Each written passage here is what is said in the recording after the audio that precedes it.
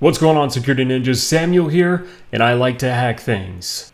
Are you interested in offensive security, red teaming, or pen testing?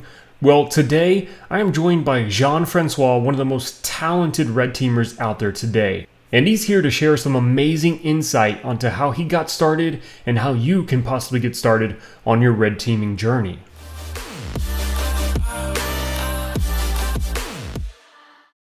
All right, everyone, welcome to the What is Red Teaming interview. I'm here with Jean-Francois, one of the most talented offensive security professionals out there today.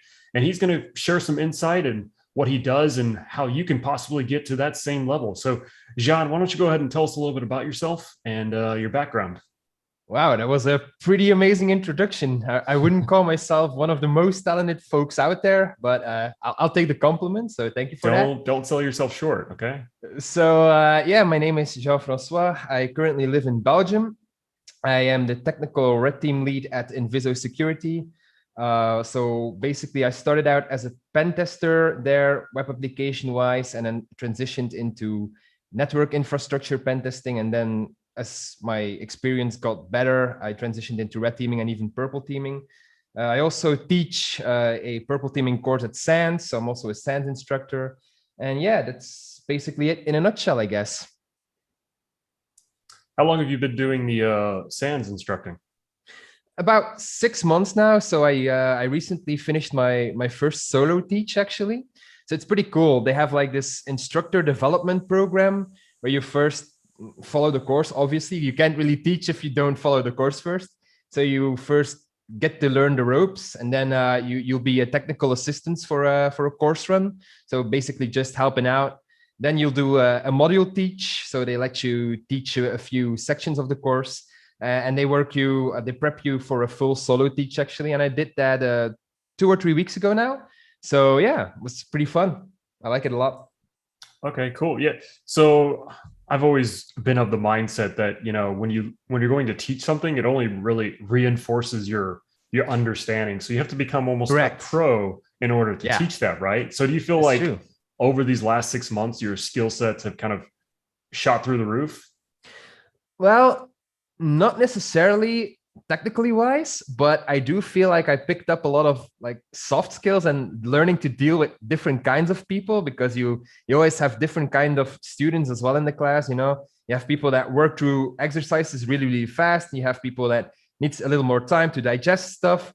So yeah, you get to meet a lot of interesting people, and you get to learn how to interact with every single one of them. So yeah, I think technically wise, not really that much, but I think I did learn how to explain things and sometimes even try like a different angle, because some people get it if you say 1 + 1 is 2, but others need some kind of a different approach in order to fully understand the picture. Yeah, that makes sense. And soft skills are so important in this industry. That's true. A lot of people like to dream and think it's just, your hands on keyboard all the time. But Yeah, unfortunately, you got to deliver those client reports or deliver those true. briefings to your customers or even your internal customers. So those Yep. are those are important to keep in mind. So kind of a question on your background. When did you kind of get that bug for red teaming, and we'll extend it and say purple teaming as well? Yeah, so it all started out after I left school, basically. So when I was in teenager, basically, I got obsessed with gaming, specifically like multiplayer online games like World of Warcraft and stuff. So I didn't really do that well at school. However, I've finished it. I got my degree. I got my bachelor's in computer engineering. Somehow, I didn't really study that much, but yeah, then after school, I didn't really know exactly what I wanted to do. So now I had my bachelor's degree, but now what? And yeah, then I basically got an opportunity at the Belgian government, basically, to be a system engineer. So I was a system engineer for about 2 years, but I got really bored at my job. And I automated a lot of the easy things, which made me have a lot of spare time on my hands. And then you can do either two things. One, you get your paycheck and you just watch movies all the time and play video games during working hours, and that's fun. But a more productive way to spend your time is to start learning new things, right? So one of the well, I was actually a subcontractor for the government, so I didn't really work directly for them, but I was subcontracted through another firm, and that firm is a global service provider, so they have a lot of different branches. And one of the days, there was actually like a get together where different branches presented what exactly they did. And one of the branches was actually the pen testing branch. So they did basically an introduction to Metasploit. And from where I was sitting, I thought that hackers needed to be like super really smart and have like assembly level skills and write 0 days and all that stuff. And I thought, oh my God, I could never do that. But then I got the introduction to Metasploit and I saw that it doesn't have to be that complex. You can make it as complex as you really want to be honest. It can be as simple as just creating a payload with MSF Venom and double clicking it. And if the defenses are not there, then you get a reverse shell and you basically compromise the system. And when that first MidRepeater session opened, I was like, what? Is that easy? What? That can't be right. And I started researching because I had a lot of free time. So I started researching about pen testing. Obviously, I did have that computer engineering background. So I did know a lot about networking already and operating systems. So I started learning about these things along the way, started getting into some forums, and pretty weird, but I don't know if you notice, I'm quite, well, quote unquote, famous into saying that game developers and game hackers specifically are like red teamers on steroids. And it's pretty crazy if you go into like the cracking forums of like online games or even offline games, because DRM and like the anti-piracy and anti-cheat engines are really, really good. So they need to figure out how to bypass that. And you can see a lot of the tradecraft in like crackers in the underground scene. It's actually directly applicable as well into red teaming and infrastructure pen testing. So that's quite amazing to see. And yeah, so basically it all started from the first MidRepeater session, Metasploit introduction, transitioned into web applications first, because, well, I don't know about America, to be honest, but in Belgium, the land scene, the landscape, cybersecurity wise, especially offensive wise, is a lot of web application pen testing. That's the majority of the markets, unfortunately. But yeah, of course, there were some customers that were requesting infrastructure tests as well. So I get to ride along there. Yeah, I did really well, compromised a lot of domains. And then after a while, they asked me to do red teaming. So I started learning about the modern defenses, like tradecraft and EDRs and bypasses and stuff like that.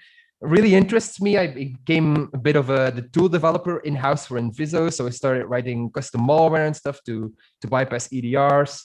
And yeah, it all like rolled from there, basically. Yeah, that's probably my favorite part about it, is writing the malware to bypass the defenses. Yeah, and it's funny you mentioned the game hacking, because I've always wondered, like I would look on those forums as well. Not that I was trying to bypass any cheat engines, but I've always wondered, like, are these individuals like actually security professionals, or are they just like computer scientists that are doing this in their free time? You know what I mean? It's because you don't really know their background, exactly.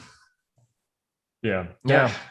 Such an interesting background. One of the things I was, that's true. Oh, go ahead. One of the things I was researching a few weeks ago, well, not weeks ago, I guess months ago now, was about manual mapping and how you can use manual maps. So how you can use the process, the virtual address space of a process, and map a DLL into it yourself. So don't use load library, but do it yourself. And funnily enough, when you do like anti-DLL manual mapping, like the first result that you'll find is how to do it for game hacking. So it's pretty amazing. Like, oh my God, there's like a YouTube tutorial on how to do it.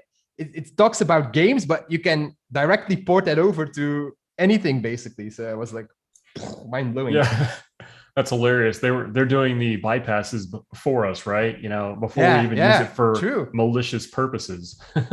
Correct. That's hilarious. I'm gonna have to look into that, because I'm gonna have to dig more into those cheat engine hacks. So real quick, if you could tell the viewers, you know, kind of in your words, like, what is red teaming to you? Yeah, that's a very good question, because I feel like everyone has a different definition of what red teaming is supposed to be.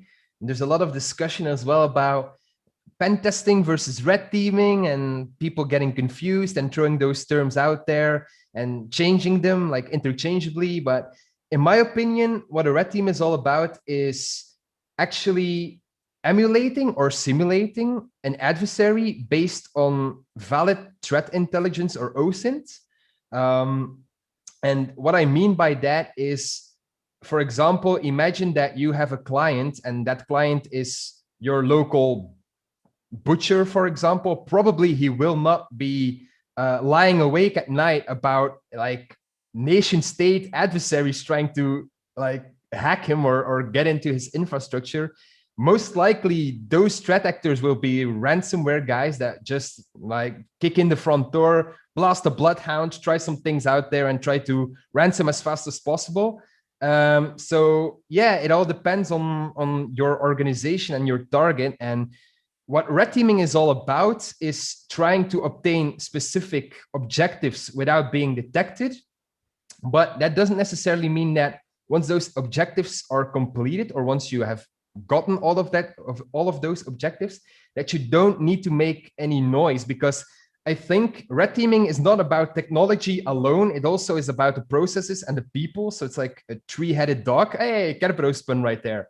So basically, yeah, you also want to test the client's SOC, right? And if you do a full red team without being spotted, then the SOC doesn't really, they haven't really learned anything from that, you know? So what we traditionally do in a red team is, once we have obtained our crown jewels or the objectives that we predefined with the client, we start making a little more noise and a little more noise and a little more noise, and gradually increase our noise level up until the point that we're straight up blasting bloodhound right from the internet, you know, tripping all the EDRs and everything like that. So yeah, it's like you have to balance a bit what you want to do, and you have to test all the specific things, you know. It's not just about being stealth. It's also about testing the processes and the people behind all that stuff.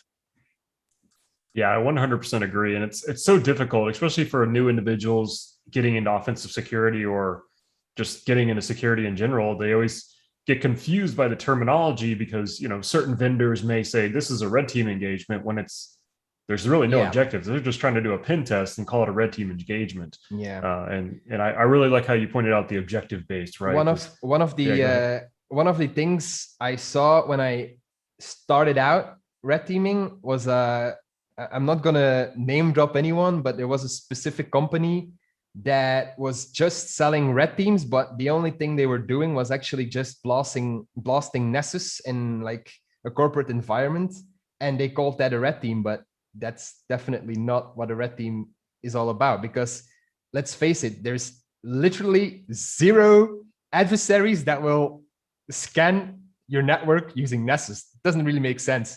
So yeah, I agree that it's kind of confusing, especially for people just starting out, trying to get the right definitions out of things.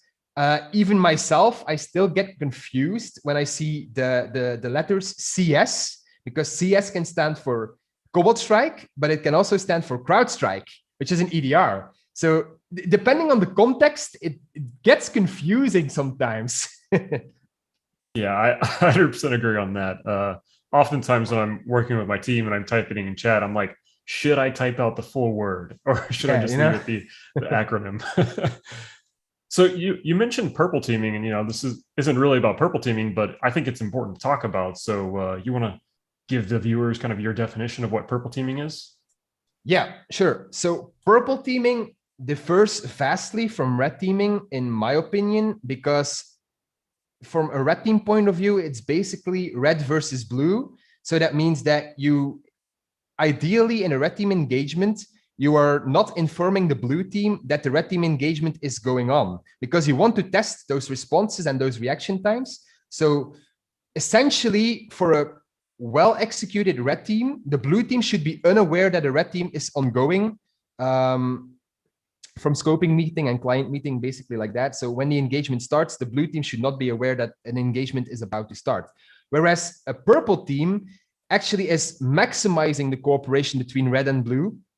And actually one of my good friends, George Ochias, which is also a SANS instructor, published the purple team exercise framework, where he, it's basically a free to download PDF that entails like 6 or 7 steps which a purple team should look like. And I kind of agree with that approach. So one of the first steps is basically coming together, red and blue coming together, discussing the realistic threats that the company is facing and what they want to get out of it, right? Because in a purple team, you want to help the blue team create specific detection engineering for specific use cases. You want to help them elevate their skills and their detection engineering to the next level. So you basically talk with the blue team and you ask them, which TTPs are you worried about? Where do you think you have blind spots, stuff like that? And they tell you, so it's a cooperation. So they will tell you, yeah, we think this might be something we're weak against. We want you to test that and see if we can detect it or not, see if our use case is properly implemented as well because of false positives or true positives. So yeah, that's what it's all about. Like the cooperation between red and blue makes purple, basically. Yeah, amazing explanations on both of those. And myself, I really enjoy the purple teaming as well. And I'm glad to see that we're kind of, as an industry, we're adopting the proper terminology when it comes to purple teaming. Yeah. Although, I mean, just like with red teaming, we do see the confusion there. But it's true. Yeah, so listen to what Jean said. It's, he broke it down great. Check out that PDF from, I think it's from Certs, right? Yeah, it is. Yeah, so I'll put the link in the description. You can read up on it. It's a great resource to have. Okay, so come on, we'll go ahead and jump into the skills kind of section. So sure. From your perspective, what skills do you think are important for cybersecurity? And then what skills do you think are important for the role you have today or your future role? Mm-hmm. So I think cybersecurity in general, I think soft skills are definitely important. Don't make that mistake of thinking, oh, I'm very skilled technically, so people will hire me. If you are very skilled technically, but you don't know how to communicate with people and you don't know how to interact with clients, and you kind of come off as a bit of a douche, then chances are that you'll be disappointed in the outcome, right? So definitely soft skills, put that first. Secondly, I still very much think that at least being able to read code, I'm not saying that you need to learn how to code necessarily. It kind of depends on the job because cybersecurity is really a vast landscape. There is like threats, how do you call that? Like threat managers and CISOs even. Those people don't really need to know how to code. But if you're like a SOC engineer or a red team or just a penetration tester in general, I think at least learning how to read code and understand what it's doing is very important. Specifically, if you are running tools from GitHub, learn what they are doing. You don't want to backdoor your clients with code on GitHub. Funny story about that later, if you want. So being able to read code, important.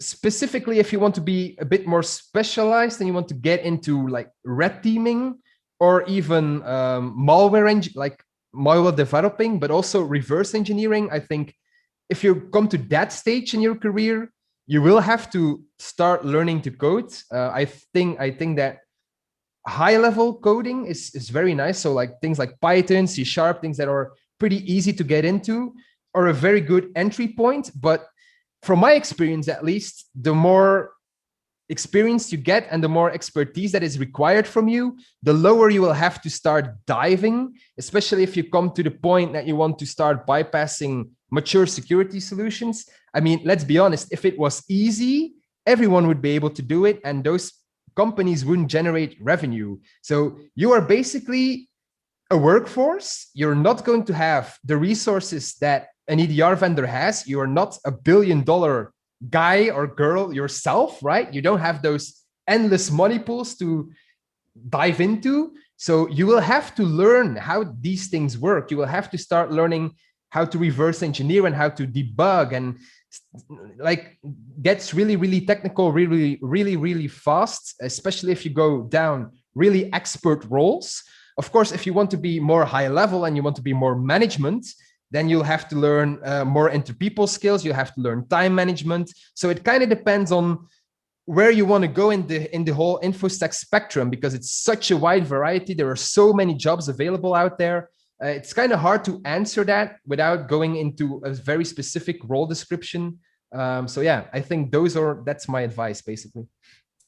Yeah, 100% agree. I think we're on the same page when it comes to the programming, because I get asked all the time, like, do I need to know how to program? Do I need to know how to code? And I'm like, well, no, but basically what you said, you need to understand it. Yeah, it helps. Like, if you want to set yourself apart and kind of take your career to the next level, being able to write a quick Python script or C sharp binary, that'll put you leaps and bounds ahead of the competition, especially for those new people trying to get into security in general.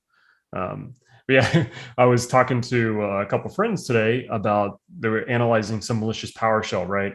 And I'm like, I've told them for years, like, you don't have to be a programmer, just understand the logic. That's all you need. And kind of those plus a couple tools like CyberChef can get you started for scripting at least.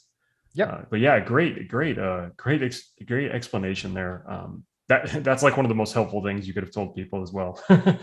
And it's difficult, right? As you said, you can't really go too far into it without specific roles. Because, exactly. Yeah, cybersecurity is so wide and so many areas. Which takes us to our next question. Seeing as both of us kind of came from different paths, I came from more of an IT background. You came from straight into like systems engineering, right? Is what you said. Do you think there is one standard path to get into security, or that someone could take? Definitely not. I think even a college degree, in my opinion, isn't necessarily like necessary if you have the drive to learn how things work, if you're passionate and you're willing to get your hands dirty, which is probably, it boils down to, are you willing to get your hands dirty? Because a lot of people will actually, when you ask people that question, they will say, oh yeah, definitely. But when things start to get a little bit harder and it doesn't go as fast as they would have hoped, people start to drop off. It's like it's a bit of character building there. If you persist, if you want to have something and you get your hands dirty, you start learning. And that's something that I talked about in my podcast as well. It's like, things, we're 2021 now. It's way easier now than like 20 or 30 years ago to start learning things. There are so many free resources out there. There are a ton of YouTube videos out there. There's things like Hack the Box. There's things like Try Hack Me. There's things like VulnHub. There's like so many free resources. It's insane. People used to go to like libraries, get like these kind of books to start studying in. And now you have the luxury of getting things digested and even explained to you by people, even with videos. It's like, you just have to have the time. You want to have like the perseverance. If you have those two things and you start learning and you start understanding how things work, then I guarantee you don't need a fancy degree. You don't need a fancy certification. Even if you're passionate, if you learn, if you know how to express that and learn how to, for example, write blog posts or create tools, open source tools on GitHub, just things that get you noticed. People will notice. I guarantee you, people will notice you. And then even if you get into like a solicitation or like a recruitment interview, and there's one guy that has a master's engineer, like a master's degree or even a PhD in computer science, but has done absolutely nothing for the community, and then someone who has no formal education but has written all these blog posts and all these tools, well, I can guarantee you it's not a difficult choice. It's going to be the second guy. It doesn't a PhD or a master's degree doesn't necessarily warrant you a good job. You still have to be able to translate that knowledge into tangible results. Yeah, amazing answer. I loved it. That's one of my favorite questions to ask people, because you can really see like where the passion comes from, and kind of what helped build them as a person and a character up to the point they are today. And yeah, I'm always blown away by the answers. But yeah, some great advice, sprinkled throughout there. I've seen plenty of times, like on Reddit or something, someone will say, I have a master's degree in cybersecurity, but I'm not getting any jobs or any interviews. And it comes down to that. Like, well, what are you doing in your limited spare time? Are you making a blog post? If it's something as simple as throwing a script on GitHub to show that you put the time into working on Yeah, something, yeah, that could be enough, right? Yeah. And exactly. And so it I doesn't do. even have to be. It doesn't even have to be complex. It doesn't have. Mhm. You don't have to like create a scanner in assembly or something like that. You don't have to do anything like super off the charts. You can even reinvent the wheel. It doesn't matter if you reinvent the wheel. At least it shows that you have heart and that you're willing to do the work. And that's what makes you stand out, in my opinion. Yeah, that's always a tough thing, like especially on engagements, right? It's like, from red team perspective, I could use this tool that someone already built, but I also want to learn how to build it myself. So it's always fun trying to balance that, like, well, time sensitive, I'm going to use Yeah. the tool that's already built, of course, right? But Yeah. when the op That's, is yeah. over, I'm going to It spend the time depends to on the build it time that you myself. have. Yeah. Exactly. Yeah. Yeah. Correct. Um, yeah, but so I do have a question though. So you mentioned a couple resources. How do you think someone should filter out that? Because there's so much noise. Like, oh, go try here, try Yeah. this. There's a Is it a lot of matter of just noise. picking something Yeah. and just starting? Yeah. So that's a good question. I think some resources are better than other resources, but that's just my perspective. Everyone's a bit different. Everyone understands things differently. It's not that, for example, I'm just gonna say, for example, the Cyber Mentor, because TCM is pretty well known, right? It's a pretty well known YouTube channel. Now, if you don't like the guy, then probably you're gonna say, okay, yeah, the TCM channel is not for me, but it's not because you don't like the guy that someone else can't like that guy.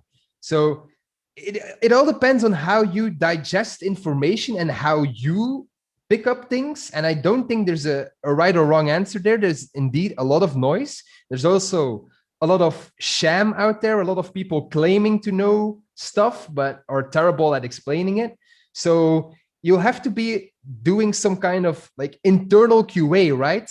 If you start watching a YouTube video and it's like half an hour long and 10 minutes in, you start thinking, okay, this explanation doesn't make any sense. Well, it wouldn't make a lot of sense that you watch the remaining 20 minutes of that video. I mean, as you said, there's so many resources out there. If something's not for you, just bite the bullet, say, okay, this isn't for me. I'm going to throw it away. I'm going to start something else.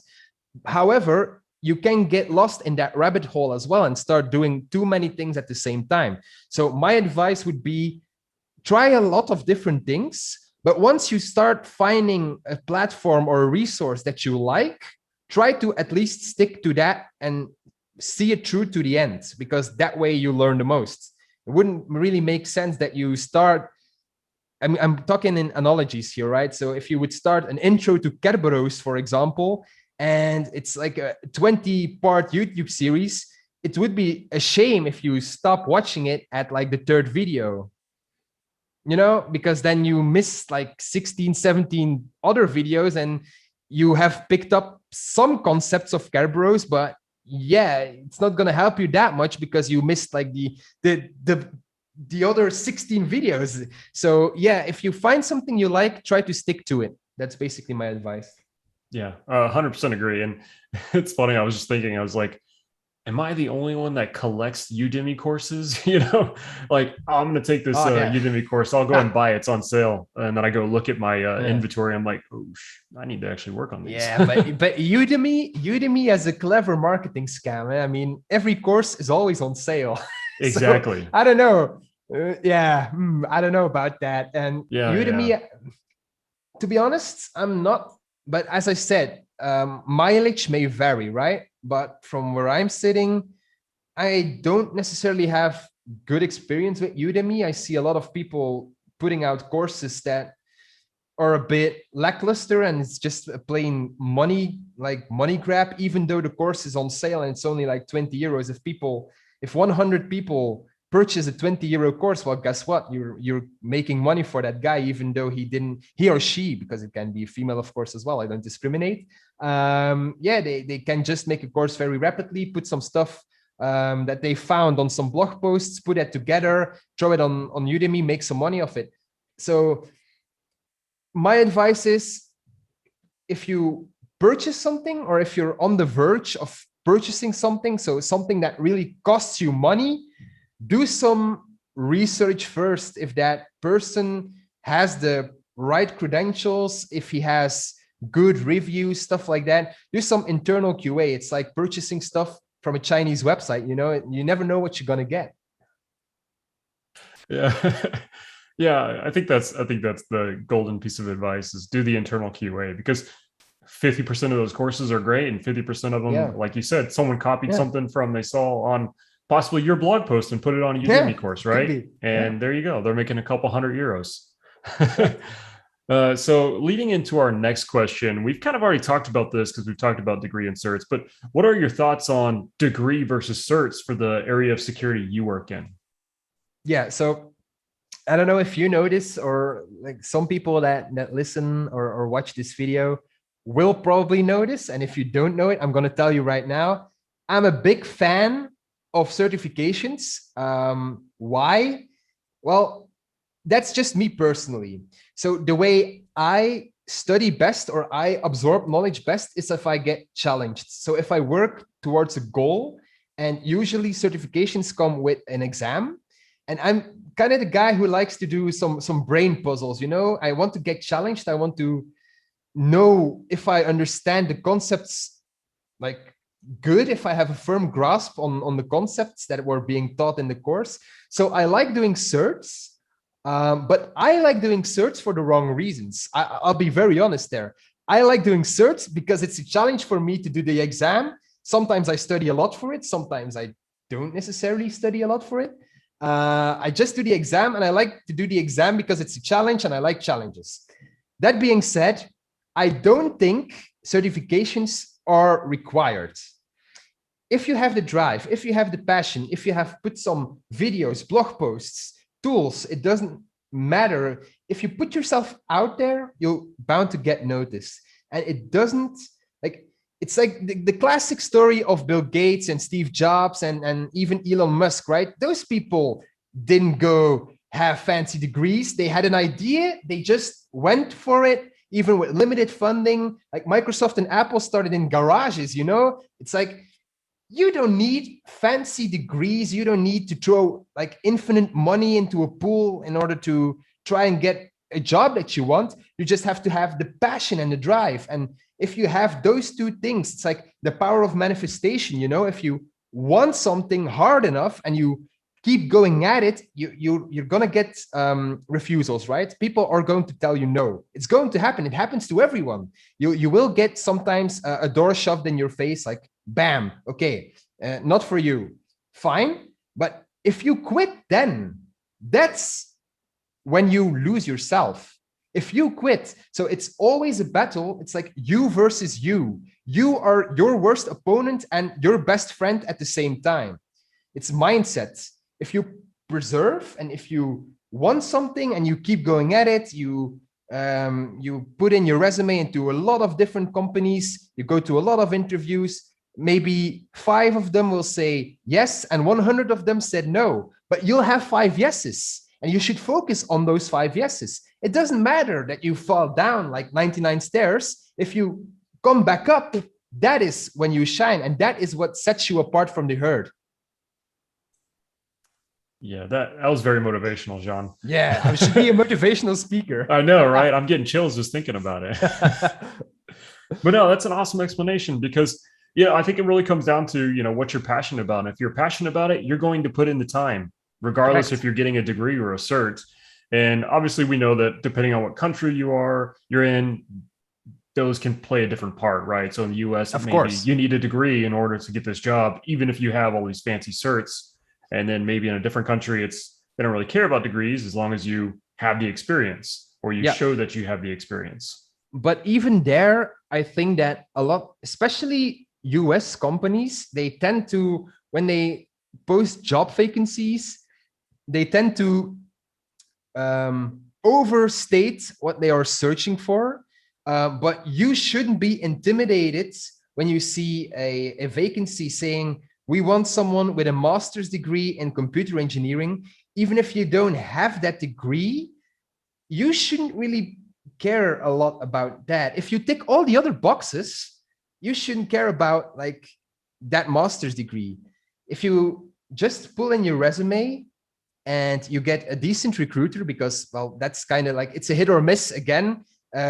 Your first roadblock will be passing the HR gates. So at that point, it kind of depends on the recruiter that's on the receiving end of your resume. So if they know a little bit about technical, they don't have to be a very techie person, right? But if they see, oh, wow, this guy has done YouTube videos, has attended conferences, even maybe played some CTFs.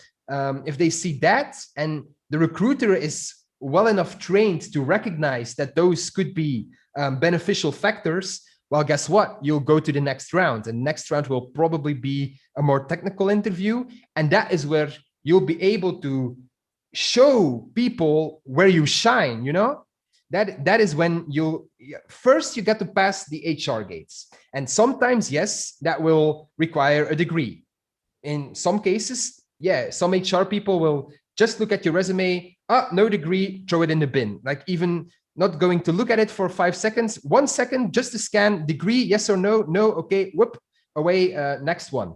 Well, you should ask yourself the question, if a company has that kind of mentality, do you even want to work for that company in the first place? That's something you should always ask yourself. If they don't recognize talent because they have hard requirements on certifications or on degrees, do you think that you'll be happy there? Do you think you'll thrive in such an environment? Some people will. I'll be honest. Some people will think that's a good standpoint. Like, humanity is very different. You know, you have a lot of different cultures, a lot of different beliefs. So some people will thrive in those strict regulations, strictly regulated jobs. Others won't. I'm one of the second kind. You probably guessed that already from the way I talk. I don't really like constrained stuff. I tend to color outside of the lines. That's why I'm a red teamer. I like breaking stuff. So rules are meant to be broken. That's my opinion. So yeah, it depends. You know, as I already said, just put in that resume. Don't be intimidated by over eager job vacancies, because sometimes, I don't know if you saw that TED talk, but there's actually a TED talk that was talking about research on cybersecurity and why there is such a gap in job vacancies. There are so many job openings, but they don't get filled. And a lot of good points were made. For example, one of the job applications stated they wanted to have an engineer. It was a network engineer gig, and they wanted to have an engineer that has 25 years of experience in Kubernetes. And Kubernetes the technology isn't even 25 years old yet. How can you ever find someone with 25 years of experience if it doesn't even exist for 25 years? So yeah, don't get intimidated by vacancies. Just apply. If it's a job you want, apply. If you don't hear anything from that company, if they ghost you, okay, so be it. At least you tried. You miss 100% of the shots you don't take. So just apply. It's like 5 minutes. You got your resume, just click apply, put it in attachment, put some things out there, send that email, forget about it. You know, it's not that hard. 100% agree. Those are usually like dream sheets, right? We want the unicorn, but no unicorns are going to apply for those jobs probably, because probably not. You know, they're probably not wanting to work at a place like that. And you mentioned it, like companies that don't care about degrees and they care more about your talent. Those are probably places you want to work. So if you can find a place like that, you know, do your best to get on board. Yeah. But no, great information, Jean. Oh man, I want to talk more about this, but I want to move on to the next question too, because the next one's really interesting. Right. So if you were interviewing someone for a red teaming role, what is a primary question you would ask? Well, I actually do that a lot because I'm one of the technical leads at Inviso, which means that I'll probably be the second interview guy. So you pass the HR gates, you now have to face a technical interview. And what I like to do is I like walking the applicant through theoreticals. What I mean by that is I gave them, like, they don't have prep time. I basically just give them a scenario. I say, okay, imagine you're doing a red team op. You did your initial foothold. It worked. So you got your Cobalt Strike beacon, or you got your command and control channel set up. What's your next step? What are you going to do? Why? Why are you going to do what you say you're going to do? And then, of course, I'll walk through them. I'll guide them through the train of thoughts, and I walk them basically through an entire red team operation. So initial foothold, what would you do? Okay, why? Okay, fine, right. Now, imagine that you have credentials and you can laterally move. How would you laterally move? What would you do? What would be the most OPSEC way in that environment to do lateral movement? You know, and then you have lateral movement. Okay, now imagine you landed on a good server, like a juicy server. You want to do privilege escalation, so you have a low profile user, you're just a regular user, you did privilege well, you landed on that server as a regular user, you want to privilege escalate because there might be juicy credentials in LSAS. What would you do? How would you dump LSAS? Why would you dump LSAS like that? There are like a million tools. If people, you can learn a lot just by having theoreticals, and people that have no prep time will basically go to their defaults, and you can challenge them in their train of thought. And that is the most important thing I'm looking for in candidates, is how do they react to specific things? And also, what do they do, or how would they react if specific things go wrong? So one of the questions I would most likely ask in the theoretical train of thoughts of a fictional red team engagement. All right, you are this close to the crown jewel, but incident response triggered. You lost your foothold. What will you do? You have like 5 days left. There's 5 days left. 5 days left in the engagement. You have all this knowledge. You did your host triaging. You know exactly what software is running. You have some credentials already, but you lost your primary foothold. What will you do? Do you have backups? If you do have backups, what will you do? How will you use them? So, like, stressy situations create fictional stressy situations, and you will see how people react. And what I really like to do is I start questioning them up until a point that I know that most likely that person will no longer know the answer to the question I'm asking them. And I want to know how they are going to solve that problem. So it's very, very interesting how the human psychology works. And that's also where I start making distinctions whether or not a candidate is good or not. Because where I'm sitting, if I'm asking you a question you don't know, and you start, I don't know how PG friendly this show is. So you start booping your way through the answer, and you start making stuff up on the spot. Well, I'm a technical guy.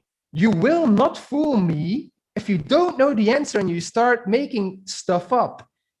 I will see right through you. And once you start making stuff up, I will catch you on it.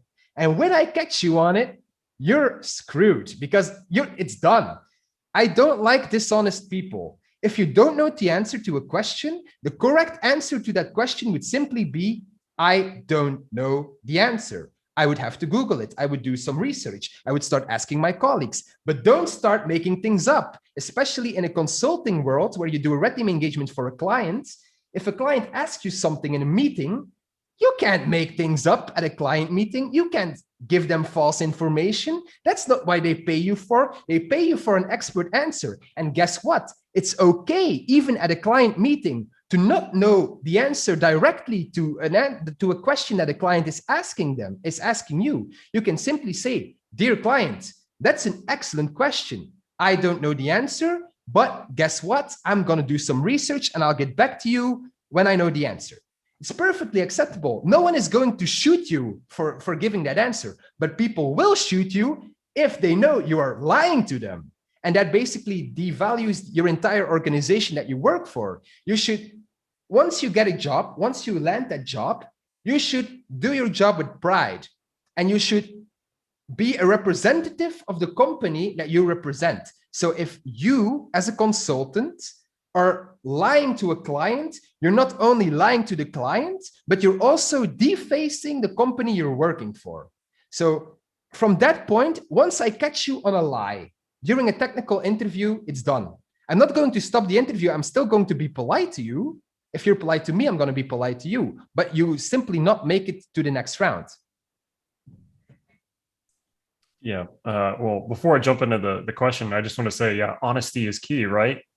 Absolutely. Because, yeah, as you said, good interviewers will, I don't want to say destroy you, but they will, they'll make it a fun game if I'm not mistaken.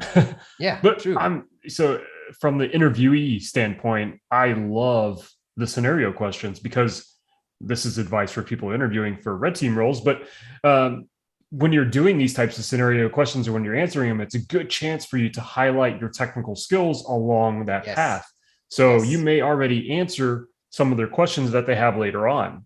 And it's a great way to kind of show your overall knowledge base too. Yep. So amazing interview questions. And also one other question I like to ask. So imagine that a candidate has sufficiently or to expectation walk through the theoreticals. So they gave the appropriate answers. They told me, I don't know. When they don't know, it's fine. It's fine. Guess what?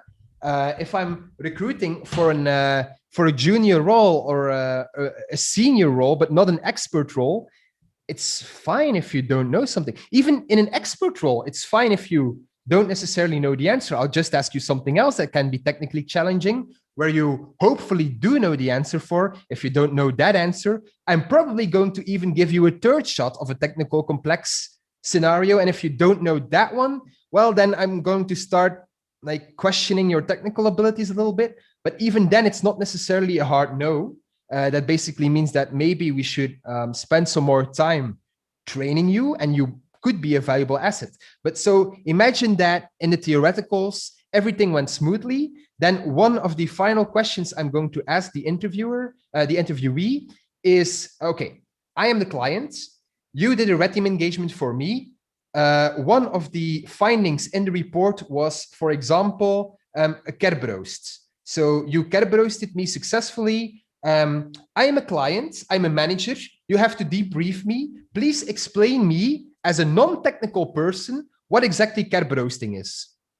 And that way you'll start learning their people skills as well. You start getting the feel of like the interpersonal skills and the things that you need as a consultant as well. And as a red teamer is sometimes you will face management meetings where you will have to try and explain pretty technically sometimes, pretty technical concepts to people that don't necessarily know the tech. Like for example, if I'm a CEO of a company, I don't care that Kerberoasting is like requesting service tickets for a user that has an SPN attached to it. I don't really care about that, but at least explain to me what the weakness is. Okay, so you have specific accounts in your environment that can potentially be a target for brute force attacks. So those specific accounts need actually all passwords need to be strong, but those passwords need to be really strong because those can potentially be scrutinized and can be subjected to brute forcing attacks. Well, okay, guess what? I learned something. I'm not a technical person, but now I know that my organization could potentially be weak against that attack. So I learned something. It's a technical thing, but you managed to explain it to me in a sufficiently high level point of view that even someone that doesn't necessarily know things about computers can still know, okay, this is a problem. There you go. That's like the ultimate soft skills question too, because even technical people have trouble with Kerberos because it is confusing. You know, I literally have to look at the Kerberos breakdown half the time I'm doing an engagement because I'm like, wait, how does this work again? But you know, things are not going to get things are not going to get better with the AD certificate stuff that the folks from SpectreOps recently released as well. Now it's like completely mind blowing. there's always something new to blow your mind Yeah, where you're like, yeah, well, I thought I knew what I was doing. Now it's time to learn more. And correct. that's also a cool thing about red teaming, right? Or offensive security is you're always learning. Yeah, it's true. Okay, so that is the end of the questions I have. So Jean-Francois, would you like to take us out and do any shout outs, anything you want to mention before the end of the video? Yes, I do want to make a shout out because I do. Well, you can't have a red team interview without this guy. Yeah, you can't really see it because of Pull it back a little bit. Yeah, filtering. You know, it's like Rasta. There we yeah, go. There you go. Like Rasta Mouse, man. I don't know if you know Rasta Mouse. He's Daniel in real life. He's a British guy, if I'm not mistaken. We're kind of friends. I can call him a friend, I think. If you're listening, Rasta, and I'm not your friend, do let me know. But I think we're friends. You are now. Yeah, we're friends now. So yeah, he has been a huge inspiration to me. I learned a lot from him. He also has a red teaming course, which is not that expensive, I'll be honest. It's somewhat depending on where you are. And of course, money is relative, right? For some people, it will be expensive. But in the general grand scheme of like certification costs, it's one of the certifications that doesn't necessarily cost a lot of money, but it will learn you a lot about red teaming. So if you are a pen tester right now, so if you do have some basic knowledge and you want to elevate into red teaming, I would highly recommend doing Rastama's course. I already did a shout out to George, my boy Georgie. He's a SANS instructor as well. We have a lot of fun together. He's one of my dear friends. So definitely a shout out to George as well. Yeah, other than that, there's a lot of people like Adam Chester, for example, XPN on Twitter. Also very, very friendly and fun guy. Melvin Langvik, which is Flankvik. He designed AMSI.fail. Probably most well known for that, but he has a lot of other different toolings as well. Also a good friend of mine. We chat all the time. So yeah, there's a lot of smart people. I have a blog as well, redteamer.tips. So I mention a lot of shout outs there as well. So if you were looking for people to follow, just browse to my blog and you'll see a lot of shout outs to a lot of people there as well, which tend to be very good people to follow. Maybe as a final shout out, because this is going to air at, well, not at DEF CON, but a bit later, but DEF CON will still be fresh into people's mind. So big shout out to the guys at SpectreOps. Why? Because they do tremendous research. They have developed Bloodhounds. It's a very nice tool. Don't use it in red teams. Don't use it in red teams, please. It's not designed to be used in red teams. Unless you want to make noise. If you want to make noise, then go ahead, blast Bloodhound. But yeah, they have done some significant research. They are very smart. And I think maybe I'm going to step on some people's toes, but I think that the folks at SpectreOps probably know more about Active Directory than some of the guys that actually developed Active Directory. So yeah, that's my final shout out. The guys at SpectreOps definitely very nice job at doing research. And okay, no, I lied. This is my final shout out. Everyone at TrustedSec. Shout out to TrustedSec. Why? Because I'm going to transition my role from technical red team lead at Inviso. I'm going to start at TrustedSec very soon in September. So shout out to all my future colleagues at TrustedSec as well. And yeah, that's it, I think. Amazing shout outs. I do want to follow up with that. Rasta's course is amazing. It's probably one of my favorite offensive courses out there today. Yeah. So yeah. But yeah, amazing. And so, Jean, I really appreciate having you on today. So insightful, so motivational. Like you said, you could be a motivational speaker. Yeah, so I'll put it on my resume under special skills. Yeah. They would probably like that. You would be booked on all the company conferences for sure. Yeah. But yeah, so I'll put all of Jean's links in the description below. And thank you all for listening, and have a good one. Right. Bye. Thank you so much for watching the video with Jean-Francois today. I will put all of his links in the description below, and if you're interested in other career paths in cybersecurity, like what is threat hunting, or what is DevSecOps, or how to actually get started in cybersecurity, please check out these videos here on screen, and have a good one.